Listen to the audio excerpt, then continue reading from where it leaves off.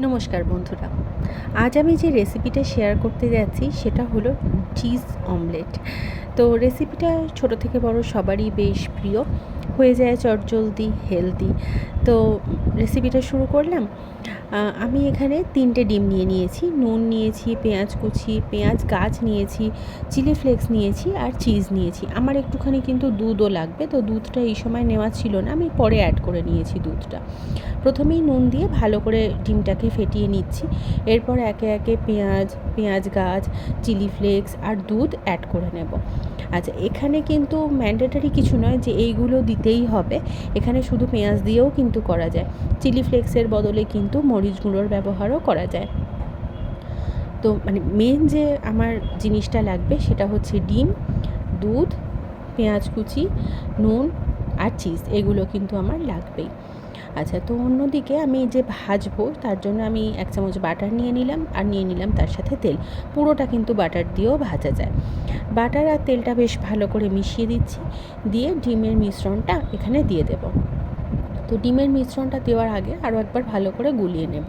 আর একটা জিনিস খেয়াল রাখতে হবে, সেটা হচ্ছে যে এই যে ডিমের মিশ্রণটা যে প্যানটাতে ভাজবো সেই প্যানটা যাতে যেন মানে পুরোটা ছড়িয়ে গিয়ে একদম পাতলা না হয়ে যায়।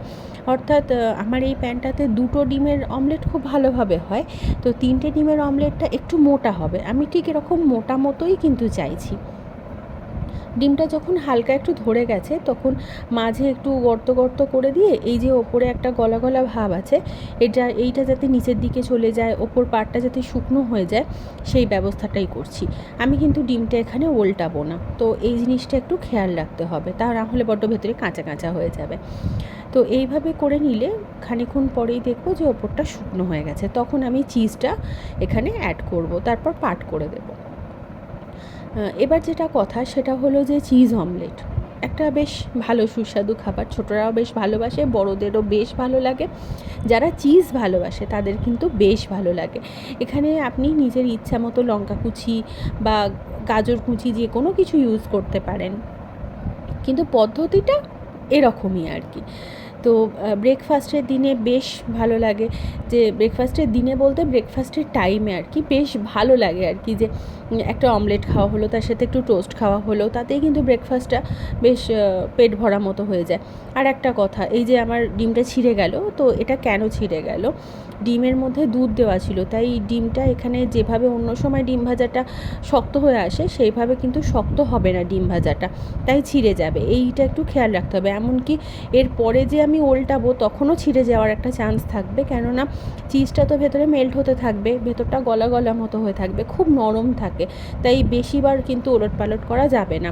একটা দিক ভাজা হয়ে গেলে অপর দিকটা ভেজে নিতে হবে।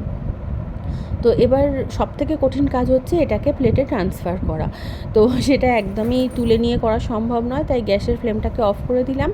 এরপর ওপর থেকে একটা থালা চাপা দিচ্ছি, দিয়ে প্লেটটাকে প্যানটাকে উল্টে নিচ্ছি, ব্যাস হয়ে যাবে। তো ভীষণ সিম্পল একটা রেসিপি, সাথে হেলদিও। আমার চ্যানেলটা যদি ভালো লেগে থাকে সাবস্ক্রাইব করে পাশে থাকুন, আর এরকম রেসিপি দেখতে থাকুন আর বাড়িতে বানাতে থাকুন। দেখা হচ্ছে নতুন ভিডিও নিয়ে। ধন্যবাদ।